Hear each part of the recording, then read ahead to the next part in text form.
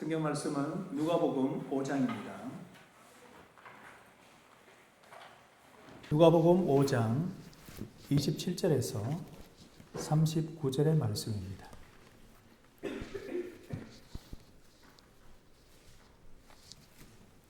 찾으셨다면 한 절씩 교도하겠습니다. 제가 먼저 27절을 읽습니다. 그 후에 예수께서 나가사 레위라는 세리가 세관에 앉아 있는 것을 보시고 나를 따르라 하시니 레위가 예수를 위하여 자기 집에서 큰 잔치를 하니 세리와 다른 사람이 많이 함께 앉아 있는지라.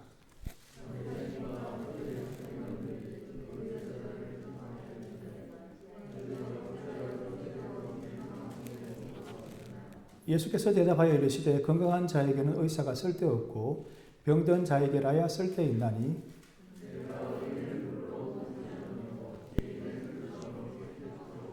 그들이 예수께 말하되 요한의 제자는 자주 금식하며 기도하고 바리새인의 제자들도 또한 그리하되 당신의 제자들은 먹고 마시나이다.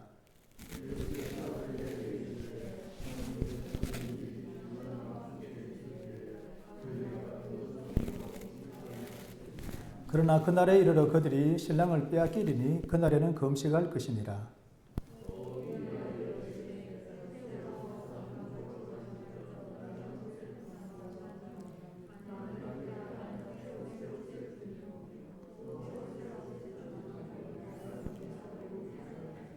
새 포도주를 낡은 가죽 부대에 넣는 자가 없나니 만일 그렇게 하면 새 포도주가 부대를 터뜨려 포도주가 쏟아지고 부대도 못 쓰게 되리라.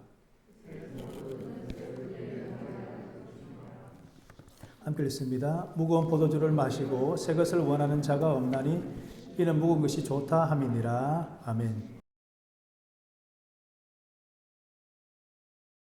복음이 무엇인지 아십니까? 복음은 복된 소식이요 기쁜 소식입니다. 죽음을 바로 앞에 둔 절망적인 사람에게 기적적으로 갑자기 살 길이 열렸다고 하기 때문입니다. 제가 죽음 앞에 갑자기 끌려와 보니 죽음이라는 것이 얼마나 충격적이고 막막한 것인지 알게 되었습니다. 상상으로 한 번씩 연습해 보는 것보다 1000배, 10,000배나 되는 충격입니다. 드라마에서 보던 시한부 인생이나 가까운 사람들의 죽음은 다 가짜이고 남의 일입니다. 나의 죽음은 실제 상황입니다. 부활과 천국에 소망이 있고 아무리 목사라고 해도 죽음은 지금까지 한 번도 경험해 보지 못한 낯선 일이고 오롯이 혼자 감당해야 될 몫입니다. 모든 사람의 죽음은 죄의 결과입니다. 단 한 사람도 예외가 없습니다. 일생에 언제든 누구나 한 번은 걸어가야 할 길입니다. 그런데 복음은 죽음이 끝이 아니라고 합니다. 죽음 그 다음에 부활이 있고 영생이 있다고 합니다. 이것이 복음입니다. 복된 소식이고 기쁜 소식입니다. 뿐만 아니라 복음이다, 복음의 세계다 하면 예수님이 우리에게 가져다 주신 새로운 세상을 말합니다. 천국, 하나님의 나라라 말하기도 합니다. 예수님이 새로운 세상을 건설하셨습니다.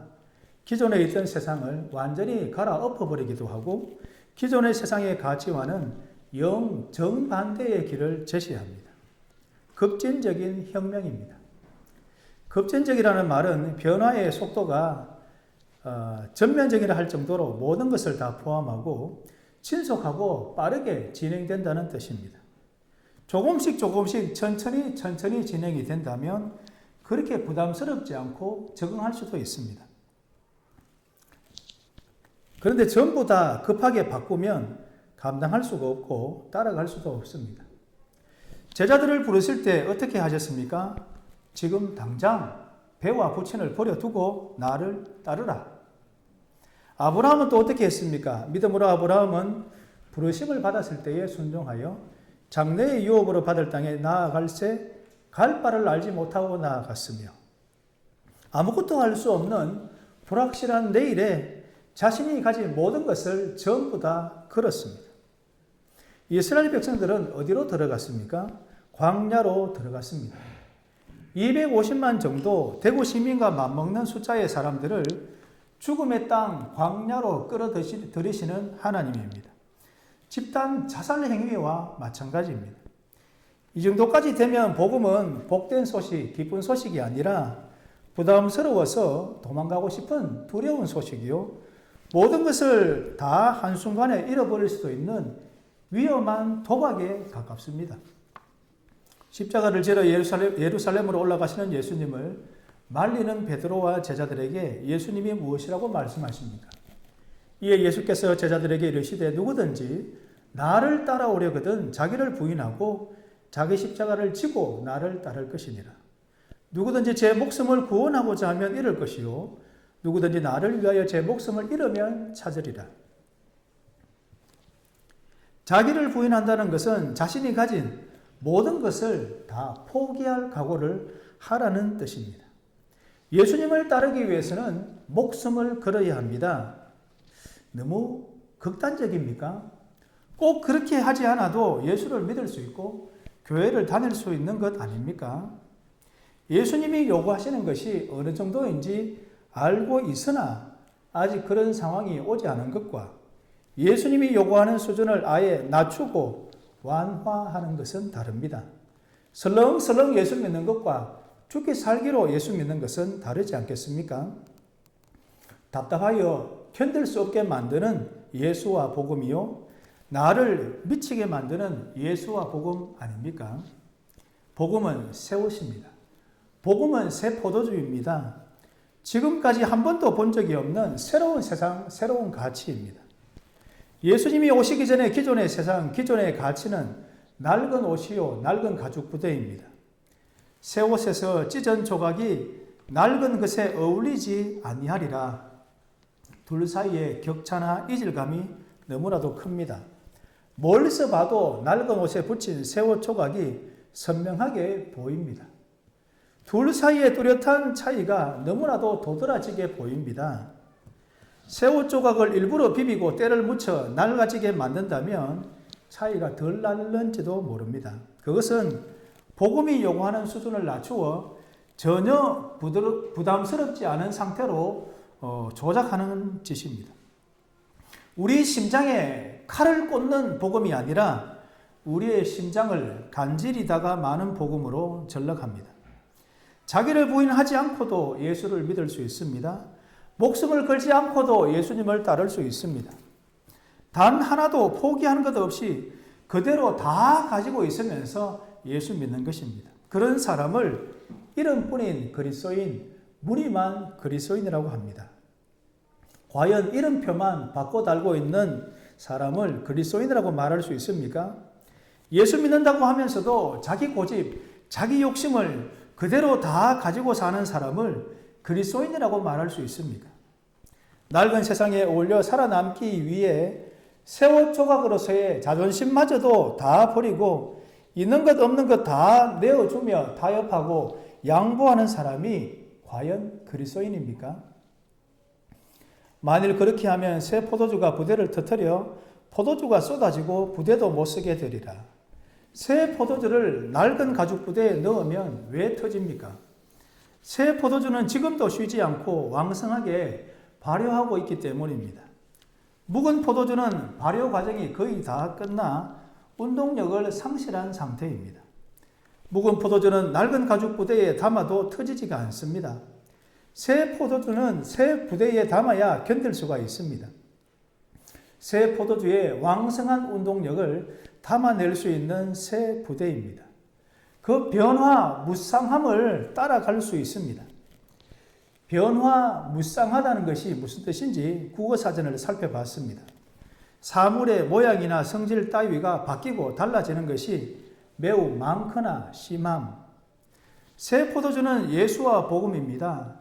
뻔하게 보이지 않습니다. 충분히 예측할 수 있는 게 아닙니다. 바뀌는 것이 매우 많다, 달라지는 것이 매우 심하다 말하지 않습니까? 새 포도주를 낡은 가죽 부대에 담으면 터진다고 합니다. 낡은 가죽 부대는 예수 안 믿는 사람입니다. 예수 믿지 않는 사람에게 예수와 복음이 요구하는 변화를 말해 보십시오. 아마 견디지 못하고 다 도망갈 것입니다. 낡은 가죽 부대입니다. 이미 늘어날 대로 다 늘어난 상태입니다. 조금의 변화라도 더 요구한다면 아마 터지고 말 것입니다. 무슨 아쉬움이 있겠습니까? 무슨 열정이 있겠습니까? 낡아 빠진 티셔츠와 같이 구줄건합니다. 무슨 맵시가 있고 무슨 아름다움이 남아 있겠습니까? 게으른 늘보와 같습니다. 그냥 지금까지 살던 대로 살다가 그냥 죽어라 하는 것이 더 나을 것입니다. 어울리는 짝이 있습니다. 새 포도주는 새 부대에, 묵은 포도주는 낡은 가죽 부대에 담아야 둘 다 보존합니다. 예수님이 이 비유를 하신 이유가 무엇입니까? 세리 레위, 다른 성경에는 알페오의 아들 레위, 우리가 잘 알고 있는 사람인 예수님의 제자이자 마태복음의 제자인 마태가 예수님을 따라 났습니다. 그가 모든 것을 버리고 일어나 따르니라. 마태가 예수님을 위해 큰 잔치를 벌이는데 동료인 세리와 다른 사람들이 많이 참여해서 먹고 마십니다. 바리새인과 서기관들이 예수님과 제자들을 비방합니다. 너희가 어찌하여 세리와 죄인과 함께 먹고 마시느냐? 그 당시에 죄인의 대명사는 세리와 창기입니다. 우리나라가 일제 식민지하에 있었듯이 그 당시 이스라엘은 로마의 식민지입니다. 세리는 이스라엘 사람이지만 로마의 앞잡이가 되어 지나치게 과도한 세금을 거두어서 로마 정부에 내야 될 조금을 빼고는 혼자 다 착복한 그런 아주 나쁜 놈입니다. 매국노요, 폭력배요, 사기꾼이요, 욕심쟁이입니다. 로마의 권력을 덕에 업고 설치니 미워 죽겠지만 그냥 당하는 수밖에 없습니다. 정치적으로는 어쩔 수가 없지만 종교적으로는 죄인으로 낙인을 찍어놓고 아예 상종하지 못할 인간 취급을 합니다. 바리새, 말 그대로 구별되어 거룩하게 살고자 했던 바리새인들이 그들과 함께 한다는 것은 스스로를 더럽히는 행위입니다. 그런데 그런 더럽고 나쁜 놈들이 떼거리로 모여서 잔치를 벌이고 있고 그들과 동조하고 있는 사람들이 예수님과 제자들이라니 어찌 가만히 있겠습니까? 함께 먹고 마신다는 것은 동료가 되었다는 뜻입니다. 친구가 되고 가족이 되었다는 말입니다. 이렇게 하는 예수님을 두고 그들이 무엇이라고 비꼽니까? 마태복음 11장 19절입니다. 인자는 와서 먹고 마심에 말하기를 보라 먹기를 탐하고 포도주를 즐기는 사람이요 세리와 죄인의 친구로다. 낡은 옷과 낡은 부대와 같은 바리새인과 서기관들의 눈에는 이 장면이 어떻게 보입니까? 그들이 종교적으로 질서를 만들어 놓은 구분과 차별을 완전히 무시하는 난장판입니다. 무법천지도 이런 무법천지가 없습니다. 사람이 왜 사람입니까? 할 것 하지 말아야 할 것 가려야 할 줄 알기 때문입니다. 그런데 예수와 그의 제자들과 세리들이 한데 뒤엉켜 있는 모습은 견딜 수가 없습니다. 함께 먹고 마시면서 웃고 떠들고 있는 모습이 광란의 파티와 같습니다. 그들의 눈에는 사람으로 보이지 않고 개, 돼지가 더러운 진흙탕에 함께 뒹굴고 있는 것처럼 보입니다. 그들이 철저하게 지키려고 애쓰는 율법으로 보자면 위반이요, 일탈이요, 광란입니다. 율법을 모르는 사람은 사람이 아니라 짐승입니다. 반면에 예수님은 지금의 상황을 어떻게 바라보십니까? 천국 혼인잔치를 벌이고 계십니다. 세리와 죄인들은 천국 혼인잔치에 초대받은 귀중한 손님입니다. 이 잔치는 세리 마태가 벌인 큰 잔치이지만 실제적으로는 예수님이 잔치의 주체자가 되어 벌이는 천국 혼인잔치입니다. 천국 혼인잔치에 초대받을 수 있는 사람은 스스로 의롭다고 자부하는 바리새인과 서기관들이 아닙니다. 그들은 스스로 건강한 자들이요 의인이라고 생각하고 있기 때문입니다. 세리와 죄인들은 스스로 병든 자라 또 죄인이라 생각합니다. 의사이신 예수님이 필요한 사람들이요 죄를 사하는 권세를 가진 예수님을 찾아온 사람들입니다. 바리새인과 서기관들은 먹고 마시고 있는 예수님과 제자들에게 금식을 요구합니다. 먹기를 탐하고 포도주를 즐기는 사람이요 세리와 죄인의 친구로 보이기 때문입니다. 예수님은 천국 혼인잔치에서 어찌 금식할 수 있느냐고 하십니다. 먹을 것이 없고 마실 것이 없고 흥겨운 음악과 웃음이 없는 잔치가 어떻게 가능하냐고 물으십니다. 그들이 금식을 요구하는 것은 새 옷 조각을 낡은 옷에 갖다 붙이는 꼴이라고 하십니다. 어울리지 않는 짓입니다. 공장에서 똑같은 물건을 찍어내듯이 율법이라는 기계로 똑같은 사람을 찍어낼 수 있을지는 모릅니다. 그런 사람은 생기가 없고 기쁨이 없고 외식과 위선을 일삼는 사람입니다. 율법은 사람을 숨 막히게 만들고 사람을 죽이는 법입니다. 반면에 예수와 복음이 만들어내는 어떤 사람은 어떤 사람입니까? 똑같은 사람이 없을 정도로 자유분방한 사람입니다. 운동력이 있고 기쁨이 있고 겉과 속이 일치하는 진실한 사람입니다. 예수와 복음은 사람을 옥죄는 것이 아니라 자유롭게 풀어놓고 사람을 죽이는 것이 아니라 살립니다. 누가복음 13장에 보면 예수님이 안식일에 회당에서 18년 동안 귀신 들려 앓으며 꼬부라져 조금도 펴지 못하는 여자를 고치십니다. 회당장이 일하지 말아야 할 안식일에 병을 고친다며 화를 냅니다. 예수님께서 말씀하십니다. 주께서 대답하여 이르시되 외식하는 자들아 너희가 각각 안식일에 자기의 소나 나귀를 외양간에서 풀어내어 이끌고 가서 물을 먹이지 아니하느냐. 그러면 18회 동안 사탄에게 매임받은 이 아브라함의 딸을 안식일에 이 매임에서 푸는 것이 합당하지 아니하냐. 사람이 안식일을 위해 있습니까? 안식일이 사람을 위해 있습니까? 사람을 쉬게 하기 위해서 만든 안식일 아닙니까? 율법을 지키기 위해, 안식일 법을 지키기 위해 아픈 사람도 고치지 말아야 합니까? 그 정도로 유연성이나 탄력성이 없는 법 적용이 어디에 있습니까? 법만 그렇게 중요하게 여기니 사람이 보이지 않고 아픈 사람의 고통이 느껴지지 않습니다. 안식일에도 소나 나귀는 굶길 수가 없어 먹이면서 18년 동안 사탄에게 매인 아브라함의 딸을 안식일이라도 매임에서 푸는 것이 합당하지 않습니까? 억지를 부려도 정도껏 해야 합니다. 예수님이 살려놓은 사람을 기어이 다시 죽여야 속이 시원하겠습니까? 예수와 복음은 새로운 세상을 만들고 새로운 사람을 만듭니다. 어떤 세상이요? 어떤 사람입니까? 세리와 죄인들도 차별 없이 대접받는 세상입니다. 천국 호는 잔치에 귀중한 손님으로 초대받았습니다. 세리와 죄인들이 더러운 짐승들이 아니라 마침내 사람으로 보이는 세상입니다. 스스로 의롭다고 여기는 사람은 죄인으로 만들고 저는 죄인입니다 고백하는 사람은 의인으로 만드는 뒤집힌 세상, 역전되는 세상입니다. 예수와 복음은 사람을 가두지 않고 풀어 자유롭게 합니다. 사람을 죽이지 않고 살려냅니다. 사람을 우울하게 하지 않고 기쁘게 합니다. 어디 이것들 뿐이겠습니까? 예수와 복음이 가져오는 새로운 세상은 파도 끝이 보이지 않는 무궁무진한 세상이요 놀랍고 오묘한 세상입니다. 이런 새로운 세상을 알고 싶지 않습니까?